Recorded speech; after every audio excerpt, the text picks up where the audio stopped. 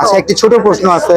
ওই দিন যে অজ্ঞান হয়ে গেছেন, অনেক চ্যানেল বা অনেক মিডিয়া আচ্ছা আমি যেটা নাটক করেছে, তো আপনি কি ক্লিয়ার করে দেন ভাইয়া বলি, নাটক করে কখনো সেন্সলেস হতে পারে সেটা আমি জানি না, হয়তো যারা কমেন্ট করছে তারা হয়তো হয়, এই জন্য আমাকে কমেন্টটা করছে।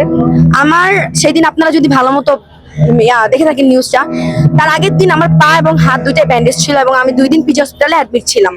তো এখন আপনাকে চাইলে আপনি মেডিকেল রিপোর্টে দেখাইতে পারি, আপনারা চাইলে অবশ্যই দেখাইছিলাম তখনও। তারপরে ওই পা নিয়ে আমি দৌড়াদৌড়ি করছি, ডাক্তার আমাকে রেস্টে থাকতে বলছিল, বাট আমি রেস্টে থাকি না, দৌড়াদৌড়ি করছি, ব্যাগেট উঠেছি। তারপরে আমার পায়ের উপর অনেক পাড়াও লাগছে, এত প্রেস ওইখানে 60-70টা প্রেস আমার গায়ে উঠে আসতেছিল। গরমে আমার অবস্থা খারাপ, আমার ব্লাড প্রেশার হাই হয়েছে, আর সবকিছু, আর সারাদিন কিছু খাইনি। তাহলে একটা মানুষ, আমি আমার মেয়ে এখানে, একটা মানুষ এখানে কিভাবে ঠিক রাখতে, আমি অনেক চেষ্টা করছি। ওরা আমাকে বারবার বলতেছে, আমার ফ্রেন্ড আছে, তুই বের হয়ে আসো, এই অবস্থায় আর থাকা লাগবে না। বের হইতে যাবো ওই টাইমে আমার মাথাটা ঘুরে গেছে।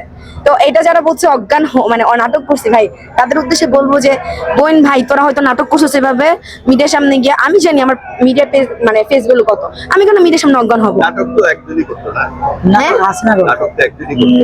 নাটক তো একজনই করতে আসে, তো এখন নাই নাকি? আরে না, নাটক অনেকে এখনো আছে। নাটক ওই যে নাটককারীদের আছে না, আরে সৈনিক আছে না, তারা তো বাংলাদেশ থেকে যায়নি, ওই যে আওয়ামী লীগের ছাত্রলীগ